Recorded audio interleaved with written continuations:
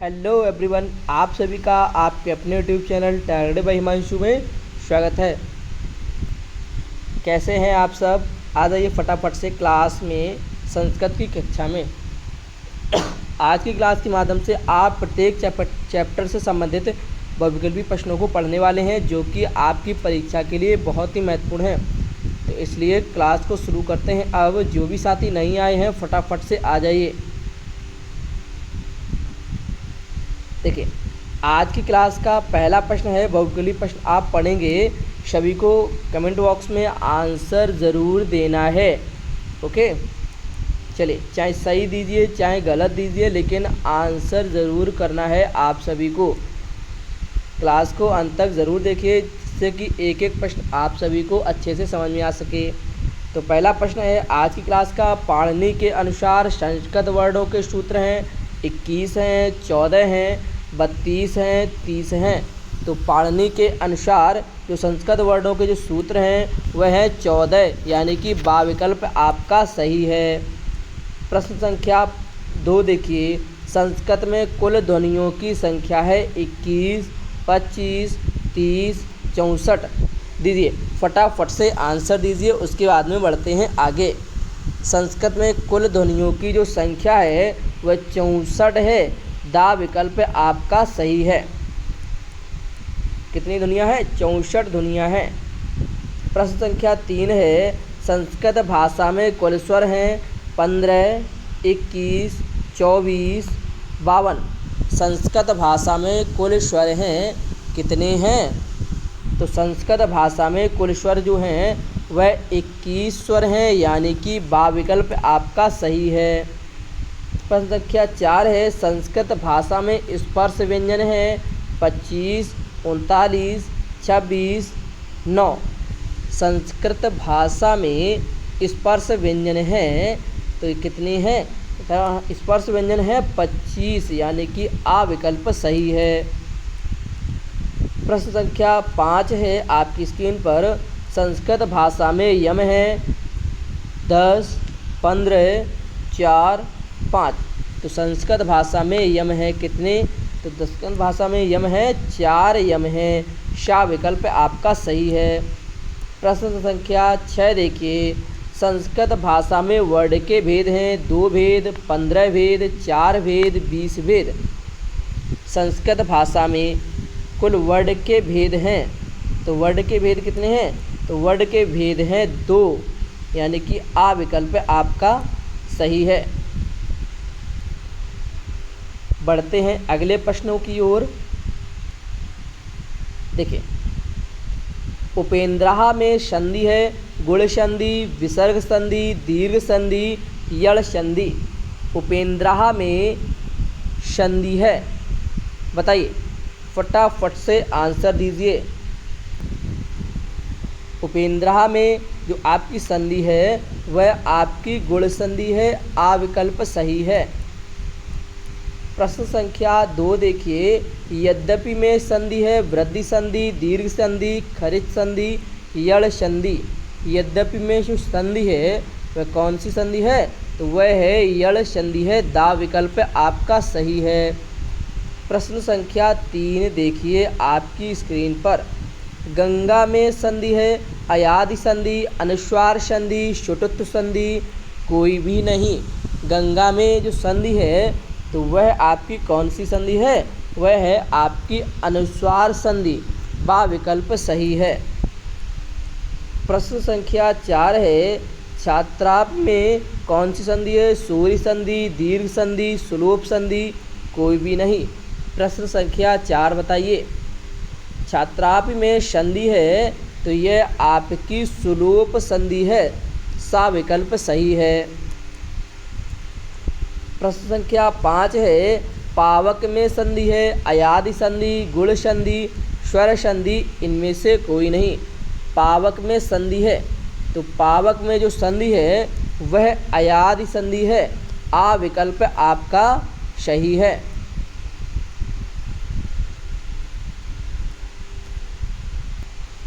बढ़ते हैं अगले प्रश्नों पर। देखिए, सभी को रिप्लाई ज़रूर करना है, कमेंट बॉक्स में आंसर दीजिए। भ्रातरों में समास है समाहार समास, एक शेष द्वंद्व समास, तत्पुरुष समास, कोई भी नहीं। भ्रातरों में समास है तो भ्रातरों में जो समास है वह आपका एक शेष द्वंद्व समास है। प्रश्न संख्या दूसरा है विद्याधनम में समास है तत्पुरुष समास, द्विगु समास, रूपक कर्मधारय समास, कोई भी नहीं। विद्याधनम, तो विद्याधनम में समास है आपका रूपक कर्मधारय समास। कौन सा है? रूपक कर्मधारय समास है विद्याधनम में। प्रश्न संख्या 3 है तत्पुरुष समास के भेद होते हैं, 6 होते हैं, 8 होते हैं, 12 होते हैं, 18 होते हैं। दीजिए फटाफट से रिप्लाई। तो तत्पुरुष समास के जो भेद होते हैं वह आपके 6 भेद होते हैं। आ विकल्प सही है। प्रश्न संख्या 4 है आपकी स्क्रीन पर दशा आनना यश सा समास विग्रह के बाद शब्द होगा। पंचानना, दशानना, गजानना, कोई भी नहीं। प्रश्न संख्या 4, तो यह होगा आपका बा विकल्प सही है, दशानना होगा। प्रश्न संख्या 5 है आपका बहुव्रीहि समास के भेद होते हैं, 2 भेद होते हैं, 6 भेद होते हैं, 7 भेद होते हैं, 8 भेद होते हैं। तो बहुव्रीहि समास के जो भेद होते हैं वह आपके 2 भेद होते हैं। आ विकल्प सही है। बढ़ते हैं अगले प्रश्नों की ओर। देखिए पहला प्रश्न है आपका बालक में चतुर्थ विभक्ति में प्रथम वचन में रूप होगा। बालकाय, बालकात, बालकेन, कोई भी नहीं। बालक में चतुर्थ यानी कि चतुर्थी विभक्ति प्रथम वचन में जो रूप होगा वह होगा क्या? वह होगा बालकाय। आ ऑप्शन सही है आपका, आ विकल्प। प्रश्न संख्या 2 है नपुंसक लिंग है बालक, एते, नदी, शर्वा, नपुंसक लिंग। तो नपुंसक लिंग में जो बा विकल्प है एते, यह आपका नपुंसक लिंग में आता है। प्रश्न संख्या 3 है के रूप है पुल्लिंग का, नपुंसक लिंग का, स्त्रीलिंग रूप का, सर्वनाम का। के रूप जो है यह है स्त्रीलिंग रूप है, यानी कि सा विकल्प आपका सही है। बढ़ते हैं आगे के प्रश्नों की ओर। प्रश्न संख्या 1 देखिए दोबारा से दिया है श्र धातु से लिट लकार मध्यम पुरुष एक वचन का रूप होगा। श्रेयोता, श्रेयोयसी, भविष्यता, कोई नहीं। प्रश्न संख्या 1 में आंसर दीजिए। श्रा धातु से लिट लकार मध्यम पुरुष एक वचन का जो रूप होगा वह होगा श्रोष्यसी। क्या होगा? श्रोष्यसी। दूसरा देखिए आपका दूसरा प्रश्न है दृश्य धातु का लटकार उत्तम पुरुष के द्विवचन का रूप होगा। पश्यावा, पश्यति, पश्यथा, पश्यता।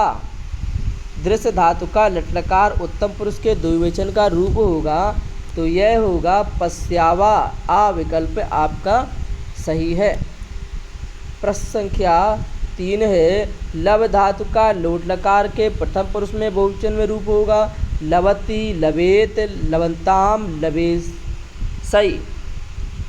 प्रश्न संख्या 3 लब धातु का लोट लकार के प्रथम पुरुष में बहुवचन में रूप होगा, तो यह होगा आपका लवंताम, यानी कि सा विकल्प सही है। प्रश्न संख्या 4 है अस धातु लंग लकार के उत्तम पुरुष के द्विवचन में रूप होगा। अस्ति, स्मा, आस्म, अस्ता। तो अस धातु लंग लकार के उत्तम पुरुष के द्विवचन में जो रूप होगा यह होगा अस्ता होगा। ठीक है ना। बढ़ते हैं आगे के प्रश्नों की ओर। कारक के मुख्य भेद होते हैं, 6 होते हैं, 7 होते हैं, 8 होते हैं, 10 होते हैं। तो कारक के मुख्य भेद जो होते हैं वह 6 भेद होते हैं। आ ऑप्शन सही है। 6 वेद होते हैं, ध्यान रखिएगा। देखिए दूसरा है पंचमी विभक्ति में कारक का चिन्ह होगा ने, को, पर, से, यानी अलग अर्थ में। बताइए दूसरा बताइए। पंचमी विभक्ति में कारक का जो चिन्ह होगा वह होगा दा विकल्प सही है, से होगा। इसके बाद में अगला प्रश्न है संप्रदान कारक में चतुर्थ विभक्ति में चिन्ह होगा के लिए, पर, को, से। संप्रदान कारक में चतुर्थ विभक्ति में चिन्ह होगा तो यह होगा के लिए, आ विकल्प सही है। बढ़ते हैं आगे के प्रश्नों की ओर। देखिए तालाब में रहने वाले मेढक का नाम था एक बुद्धि, सहस्त्र बुद्धि, शत बुद्धि, कोई भी नहीं। तालाब में रहने वाले मेढक का नाम था, क्या था? तो वह था एक बुद्धि था, यानी कि आ विकल्प सही है। प्रश्न संख्या 2 देखिए, किसी बात को सुनकर लिखने को कहते हैं द्रुतलेख, निबंध, श्रुतलेख, लेख। किसी बात को सुनकर लिखना इसको कहते हैं श्रुतलेख कहते हैं, सा विकल्प सही है। प्रश्न संख्या 3 है, किसी वाक्य को देखकर ठीक वैसा ही वाक्य लिखना श्रुतलेख होता है, कथन होता है, सुलेख होता है, अनुलेख होता है। ये तो आप सभी को पता होगा कि किसी वाक्य को ठीक देखकर वैसा ही वाक्य लिखना इसको कहते हैं अनुलेख, दा विकल्प सही है। प्रश्न संख्या 4 है, किसी के द्वारा बोले हुए वाक्य को लिखना उसे कहते हैं सुलेख, कथन, श्रुतलेख, नाटक। तो इसको कहते हैं, किसी के द्वारा बोले हुए वाक्य को लिखना कहते हैं सुलेख, यानी कि बा विकल्प सही है। प्रश्न संख्या 5 है आपकी स्क्रीन पर, धीवर तालाब में डालने के लिए आया, दाना, जाल, चावल, उपरोक्त सभी। धीवर तालाब में डालने के लिए जो आया है वह आया था, जाल डालने के लिए आया था, बा विकल्प आपका सही है। आगे के प्रश्नों की ओर चलिए। देखिए आगे जो भी प्रश्न हैं, पहला है, भारत में दूरदर्शन का सूत्रपात सर्वप्रथम कब हुआ? 15/9/1950 में, 15/7/2014 में, 18/7/1980 में, 11/5/2001 में। देखिए भारत में दूरदर्शन का सूत्रपात सर्वप्रथम जो प्रारंभ हुआ वह हुआ है 15/9/1950, यानी कि आ विकल्प सही है आपका। प्रश्न संख्या 2 है, भारत में सर्वप्रथम कंप्यूटर का प्रयोग कब हुआ? सन 1987, सन 1960, सन 1986, सन 1980। भारत में सर्वप्रथम कंप्यूटर का प्रयोग कब हुआ? तो यह हुआ था 1986 में, यानी कि सा विकल्प सही है।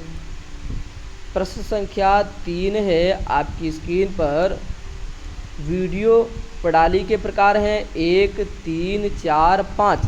वीडियो प्रणाली के जो प्रकार हैं वह 3 प्रकार हैं, यानी कि बा विकल्प सही है।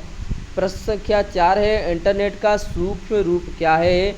Net, chat, load, web page. Internet का सूक्ष्म रूप क्या है? तो यह है नेट।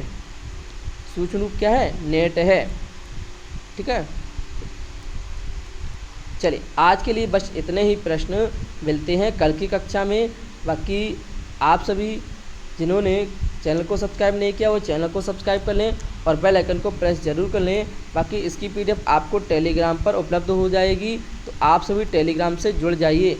डेली आपकी क्लासेस चलती हैं, तो आपके लिए बहुत ही महत्वपूर्ण है, क्योंकि परीक्षा आपकी बहुत ही नज़दीक है, तो इसलिए आप क्लासेस में वो डेली ज्वाइन करिए। Okay, thanks for watching.